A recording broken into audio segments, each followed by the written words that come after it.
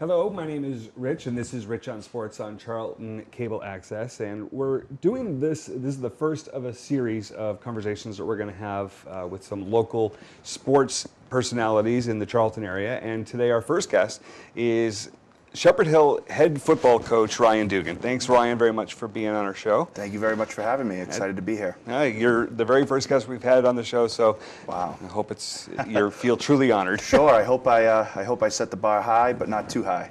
No, not at all.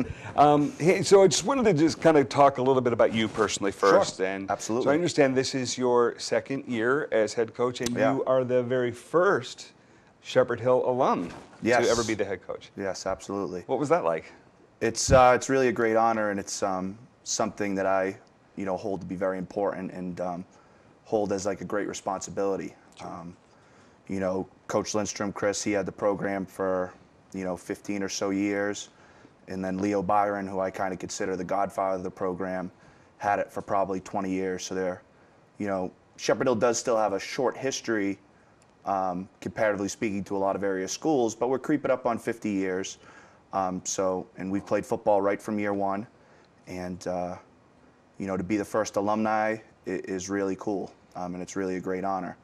And I've kind of had I tell people this all the time, I've kind of worn almost every hat you could possibly wear in the program, starting as when I was in 8th grade and as a freshman, I was a water boy. And I kind of started from there and went from water boy to player. And then I had a time in there where I was just a fan and a critic, and honestly, that was a lot of fun, just watching from afar and saying, pressure there. I'd come to a couple games and say, hey, I could have done this, this, and that.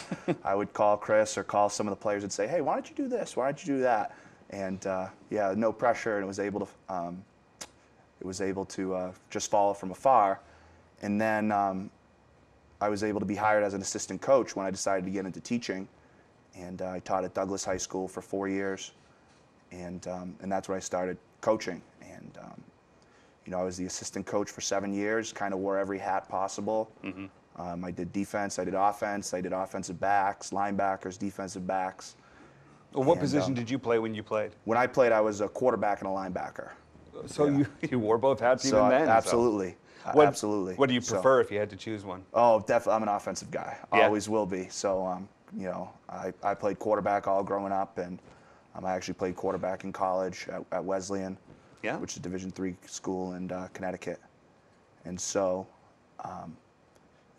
Coach Lindstrom, Chris, gave me the great opportunity of being able to coach all different aspects of the team. Certainly, to be able to be the head coach, you need to, everybody has their specialities, but you have to be able to have knowledge of the defensive side of the ball, have knowledge of the offensive side of the ball. Something that I've had to work on is gain a knowledge of offensive and defensive line play, because that's something that, having never had any real experience with that. It's a real specialty. Absolutely, and we've got great coaches that do that, but I feel like as the head coach, I need to do my best to kind of be an expert in all aspects of running the team. And so that's a challenge. But going back to the original point, it's a great honor.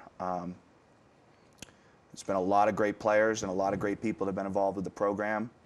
And, Leo first and then Chris have set really such a great foundation for me to take and hopefully run with and do the best they can to maintain it and hopefully get better. Well, I'm sure they're very happy to have you. Proud that you're a former alum. Yeah, absolutely. So from your past experiences as both an offensive and defensive coordinator within the system, which would you say you are going to implement more as a head coach, or you're going to, I should say, more focus on? Is this going to be a defensive-minded team, or is this going to be a put up as many points as you can kind of a thing? Yeah, that's a good point. The old adage is defense wins championships, but honestly, we look at it as our offense can be defensive at some point in the sense that we're going to dictate the tempo of the game with our offense. Obviously, with the double wing, we run a very unique system. And what we try to do is we try to dictate to the team that we're playing our strengths. And we do feel our offense is our strength.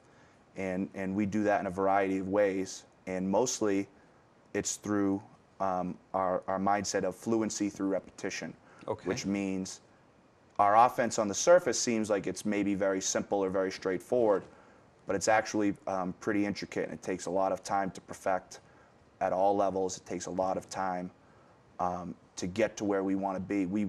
We want to get hundreds of reps in before our first game, and we really believe in that fluency through repetition. Last year we implemented some up-tempo, some no-huddle type things to our offense. Oh, that's very effective. Which I think, especially, you see it at the pro and the college level, it has its effects, but even at the high school level, it might even have a greater effect because you don't see it as much. Would you say there's a bigger sort of opportunity for mistake for that type of up-tempo offense? Oh, absolutely. Yeah. Absolutely. What made me think about it is I saw an interview with Chip Kelly, who was at Oregon and coaching the pros, and he's kind of considered like the modern developer of up-tempo and no-huddle offense. Schematically, we have very little in common, but philosophically, we realize that when you go up-tempo, to be effective, you really only have to execute at about 60 to 70% efficiency in order to be fully effective. Where when you're in high school and you've got young players and you only get 2 hours of practice a day, we strive for 100% effectiveness and efficiency, but we're never going to get there. So what the no huddle and what the tempo did for us is say, you know what, if we can get to 60 to 70% efficiency, we can be very effective. And we had some games last year where, I think of the Algonquin and Wachusett game, which were 2 games right back to back, where we scored, I think, 60 points and 40 points in each of those, that if we didn't implement that type of style, we wouldn't have been effective because, if you just lined up our players against their players, I'm not going to say they were better than us, but we probably wouldn't have scored 60 or 40 points. And it allowed us to take advantage of something. Sometimes the best defense is a good offense. And that's the thing. And we have to adjust to our players as well. And there's differences in every game. We played a game earlier in the year where we won 17-7 or 18-8, I think it was. So, again, from an offensive background, I really put a lot of emphasis on the offense because I think it can be a weapon for us. But understanding that with defense, you have to be sound and you have to be really smart and really well coached defensively. Definitely. And the thing in high school is, like I said, you could set the tempo on offense where this is what we do, this is how we're going to succeed, and the kids buy into that and the kids believe it. Defensively, it's a little bit of a challenge because it's not like the NFL where everybody kind of runs similar formations, similar plays, or even in college where there might be a few varieties, but it's overall pretty similar. Where in high school, we'll face a team like a St. John's or a Leominster that is all spread, 3 and 4 wide receivers. They're going to throw the ball 20, 30, 40 times a game. And then the very next week, we'll play a Wachusett that's kind of similar to us, which is 2 tight ends, 2 backs, 3 backs, and they're maybe throwing the ball 5 to 10 times a game. So it's, we have our general principles and thoughts about how we want to play defense effectively, but it's a challenge as a coach to get the high school kids to understand that, what we talked about last week, playing a spread out team is going to be different than when we play a Fitchburg who's a straight traditional I team, or a Grafton who's a straight traditional I team. And then we play a Wachusett or a Westboro, which is a wing T, double tight team. And, it presents a fun challenge, but it's also difficult to say, well, we're a 4-3 cover 2 team, or we're a 3-4 this team. You don't want to make things too complicated, but you have to be willing, especially on defense, to make the adjustments necessary because you see so many unique situations throughout the course of a schedule. So I'm going to ask a potentially ignorant question. Okay. But how do you know what other schools are doing? Is it just a tradition that they've just always done it that way? Sure, that's a great point. So if you think of us, we've been a double wing team. Which means what? You said that before. Okay, yeah. So we have 2 tight ends and 2 wings in our offense a majority of the time. Wings being you could call them halfbacks or okay. Slot backs, whatever you want to call them. Okay. We call them wing backs. It's it's just a position where they're right next to the tight end. Got it. And so we've run that effectively for a number of years. Now, even having said that, we've made some adjustments based off personnel. If we have a really, really good player, or players, we'll make adjustments to try to open things up. Where this year, I think potentially we have a good quarterback, so we might be able to throw the ball more. In years past, we've had running quarterbacks, so we made some adjustments. But in principle, over half the time, that's going to be our base offense. And teams know that right now. When we get the schedule in March, they know when we're playing Shepherd Hill, this is what they're going to run. Now, teams certainly adjust, and whether it be from new coaches or just understanding that it is high school, so personnel, you do have to adjust a lot of times to personnel. But if you have a 150-pound offensive line, you're not going to be running it down. Absolutely, the throat. absolutely. And so, traditionally, there's actually pretty good continuity in our league amongst the coaches. So most of the coaches have been there in some capacity for a pretty long time. And that doesn't mean they're going to run the exact same stuff that they've run in the past, but we do the best we can to try to map out what we think they're going to do from the past. We have all the games logged on film, and we use a film program called Huddle, which allows us to go back and look at film as far back as we want. I think our film goes back at least 8 or 9 years now. Not that we go back and look that far back, but we look at last year and the year before and see what do teams do to us offensively and defensively. But no, don't just assume that that's what they're going to do. We exchange film in the mid-watch league, which is nice. So it's got to be very helpful. Yeah. So we open up with Shrewsbury. So we'll exchange our 2 scrimmages with their 2 scrimmages, and then once the season gets going, we generally always exchange 2 or 3 games with future opponents, and that allows us to make adjustments and do what we need to do. So. All right. Now it makes sense for me. All Sure. right. Yeah. When is the first game this year? So our first game, it's that first Friday in September, or maybe it's always the Friday after Labor Day. So I think that's the 7th or the 8th. Okay. Yep. Home game or so on the that'll road? be a home game against Shrewsbury, who's a very strong program. So get your tickets now. All right. I don't know about that, but we're open for a good crowd. It generally, last year our students did a great job really supporting us, and I think that was reflective. We had a very good home record. We were 4-1 at home, and I think a lot of that was reflective of the fan support we had. But playing Shrewsbury, we played Shrewsbury twice last year, both in the regular season and in the postseason, and they've beaten us both times. And they're actually a program that we have never beaten in our program's history. So it's a huge challenge to open up with them week 1. They're a very well-coached team. Their head coach has been there for a lot of years. They have a great staff, and they've got great players. And they've got a very good quarterback coming back, some good linemen coming back. So we're going to have our hands full. Yep. But you know what? Playing them first, it's a real good litmus test to see where we're at right away. Yeah. And our kids will be ready to play. They'll be excited, and it'll be a good challenge for us, and we'll see how it goes. So what are the kids doing right now, today, in July? Have they started their off-season programming? Sure, absolutely. Yeah. Football is not August to November anymore. Like we were talking about before the interview, we definitely push our kids to play multiple sports. We have kids that wrestle, did track and field, basketball, baseball, lacrosse. So we have kids doing tons of sports.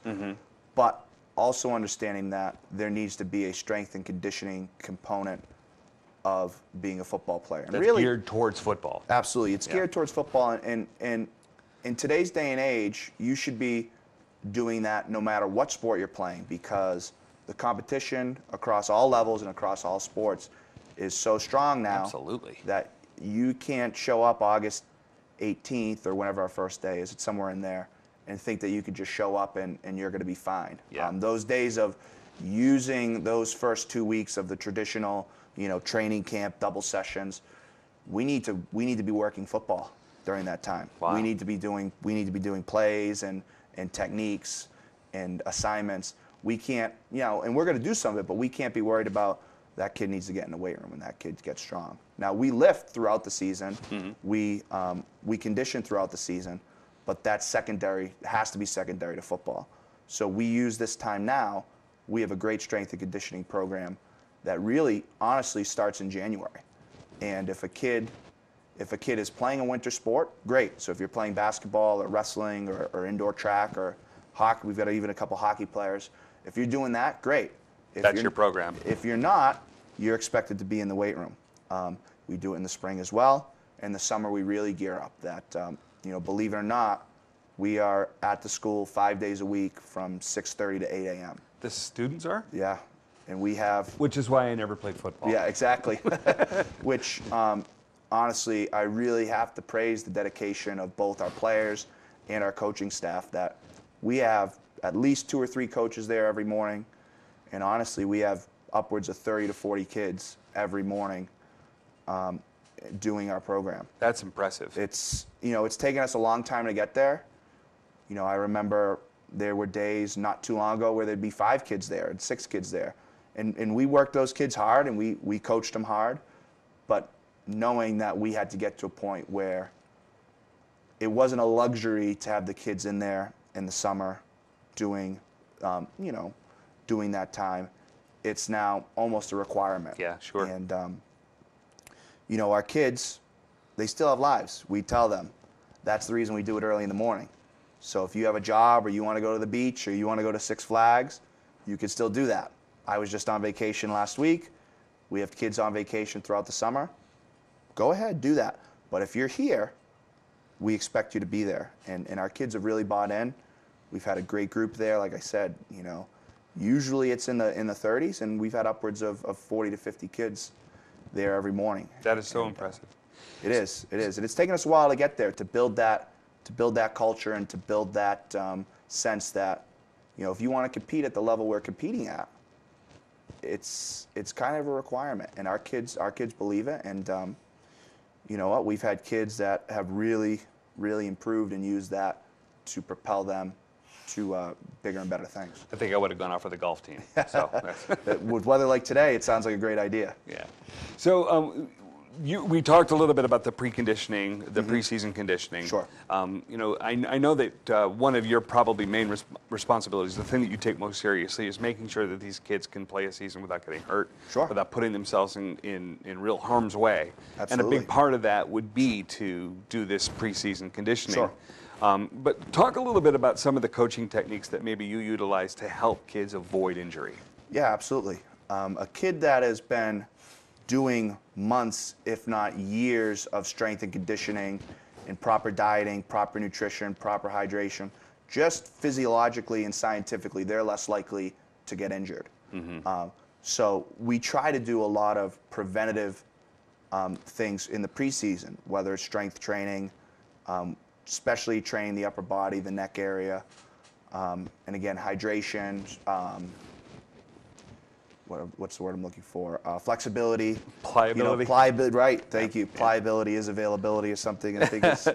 Yeah. Hey, I pulled a muscle programming my Sure. GPS once. I bet. I am not joking either. That actually happened. You know, now that you mentioned that, we're having a yoga instructor come in Monday morning to work flexibility and that sort of thing. So that's smart. So, yeah, and we try to make it, you know, a little bit diverse for the kids, so it's not the same things every day. So we do a lot of preventative stuff preseason, even throughout the year we try to do that. But that's the biggest thing: the strength training, the conditioning, flexibility, hydration, nutrition. And then actually on the field, we try to work all that. And then on the field, the techniques of football in the last, even since I've been coaching, the last 5 to 10 years, have changed.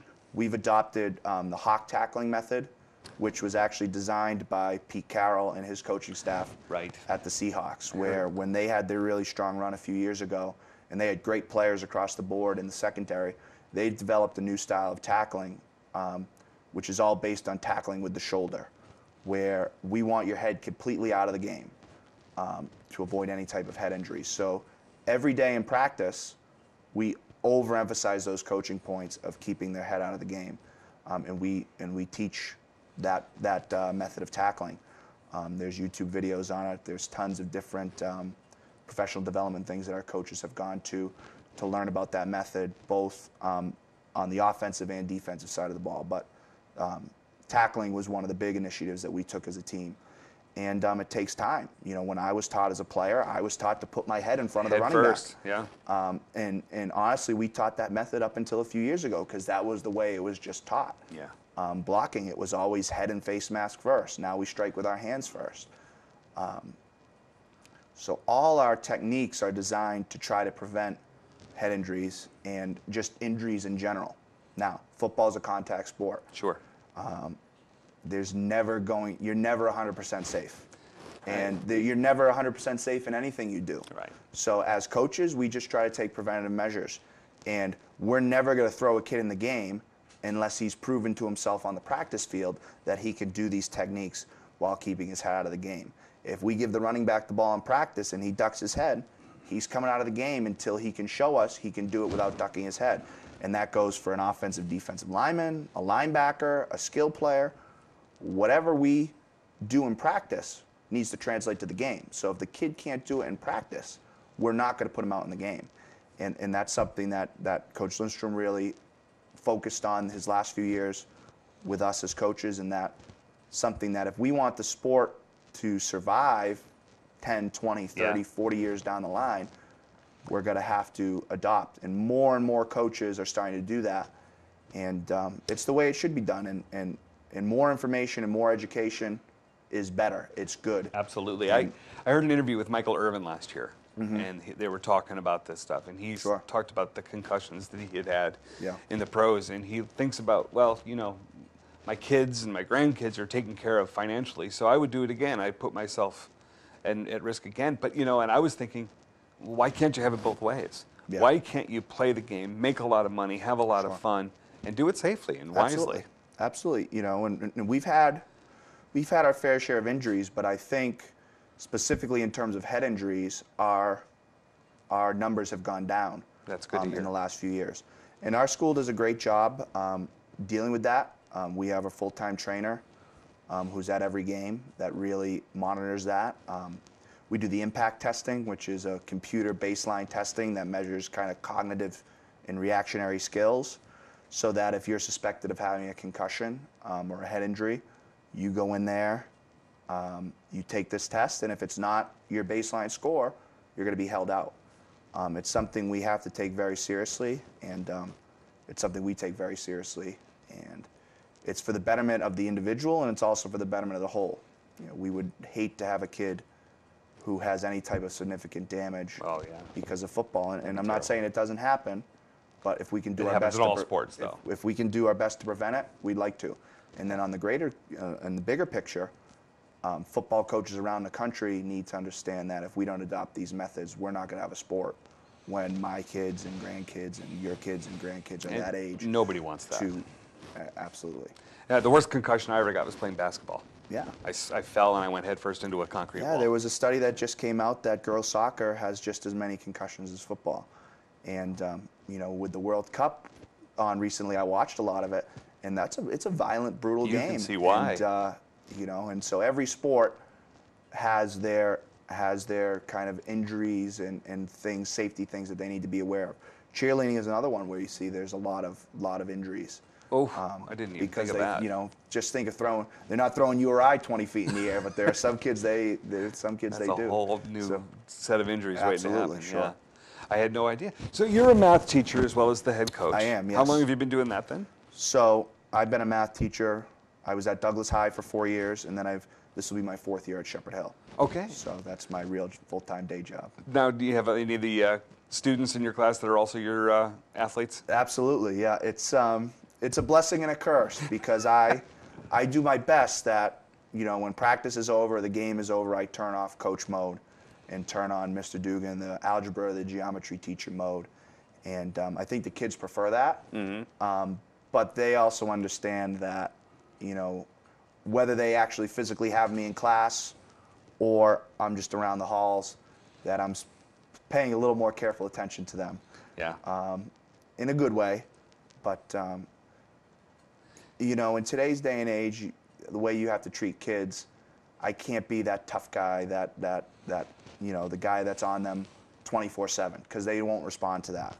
So how I treat them in the classroom is how I treat all my students, which is I do the best I can to teach them math. I try to treat them well. I try to give them the best opportunity to succeed. I do that on the football field as well, but it's a different way of going about doing that. Okay. And so I think the kids respect that boundary. Some kids handle it very well. Some kids probably could have used the tough guy, be on them routine in the classroom. But I try to do my best to kind of separate that. Yeah, that makes sense. So I saw that you worked for the Kansas City Chiefs under Herm Edwards. I did, right? yeah. Okay. So do you take any of that experience, what you had learned at the pro level, and are able to apply it in? Yeah, at the high school absolutely. level? So I was fortunate enough to have a summer internship with the Chiefs my junior year of college. And so I was with them from May till right about the start of the season. Then I had to go back to school, unfortunately. Oh, But because school always gets in the way. absolutely, it really was the experience of a lifetime. And nice things to say about Herm Edwards, I'm sure. I've Oh, never absolutely. heard a bad word So, about him. I mean, honestly, I learned more about being a human being from Coach Edwards than being a football coach. All the positive things that he kind of puts up on TV, and he's got a great Twitter now. If you follow him on Twitter, and obviously he's a great interview and he was a great TV personality. That was 100% legitimate, and he was really a very unique person to learn from, because I had never experienced that type of way of coaching and dealing with players and just people in general from my college coach or from my high school coaches. He was really uniquely different. But the biggest thing that he said to his coaches, and he also said to me that I took, and you got to think about it for a second because it sounds a little strange, but when you actually think about it, it makes sense. He said, you want to treat everybody fairly, not equally. So fair is not equal. So I'm going to treat Chris Lindstrom Jr., who's an all ACC lineman, differently than I'm going to treat the 5'8", 150-pound kid. Right. Now, that doesn't mean I like one or the other anymore, or I'm not treating them, I am treating them differently, but they're still held to the same high expectations, but their expectations are different. For Chris Lindstrom, he better be the best player on the field. He better be all ACC this year. He better be going to the NFL next year. For someone like a Jacob Squidier, for example, who's in the Air Force Academy now, was not a very good football player, but he better get straight A's, and he did. Yeah. And he had great contributions to our football team, way beyond being a football player. He was a tremendous role model, both on and off the field, that a kid who's not particularly a great player can still have a huge influence on the team. And now he's a junior at the Air Force Academy. And these are the best things about sports. Absolutely. This is what it fosters. Absolutely. And it brings out the best in these people. So if there was one person that you go back in your life that said that has influenced you to get to this point, who would you say it would be? It's definitely Chris Lindstrom. I've known him my whole life. He's had a profound impact on me as a person, as a coach, and really everything I do as a teacher and as a coach, I've learned from him. Now, do we agree 100% of the time? No, we probably agree less than 50% of the time. He was great at allowing me to voice my opinions and kind of do things my way, while still keeping me in check and keeping me balanced and keeping it in the right perspective. And I couldn't have asked for a better role model, both as a person and as a teacher, than him. And but I've had tons of positives. I've been very lucky, both personally and professionally, that I consider myself very lucky for the influence I've had in my life. My family, my mother, my father have been great and always supportive and always pushing me to do what I want to do. That's great. Nobody gets to the top by themselves, right? No, absolutely. Yeah, absolutely. So you got about 1 minute left. Why don't you tell me just a couple of names that come to your head for us to watch out for this year? Sure. We've got a ton of returning players that I think are going to have some great success, but we've got some great seniors. I think Cody Adams is a name to keep an eye on as a skilled guy, as a running back. I think we have some positives coming back on the offensive line. Alec Ambrosia, Adam Ide, Josh Marino. Christian Grishecki is a captain. He's going to be a tight end. I think he's somebody to really watch out for. And then Anthony Oriente is somebody I think we should really keep our eye on. He's the first junior captain we've had in over 20 years, and he deserves that. He was an all-star as a sophomore last year. He was our only all-star as a sophomore. Great leader, tremendous student. He's somebody that we expect a lot of big things from this season. Well, that's very impressive. Can't wait to watch you guys on the field. But listen, our time's just about done. Coach, thank you so much Appreciate for coming it. out. Absolutely. Look forward to doing this again. Great. Thanks very much, folks. Have a great time. We'll see you out on the football field.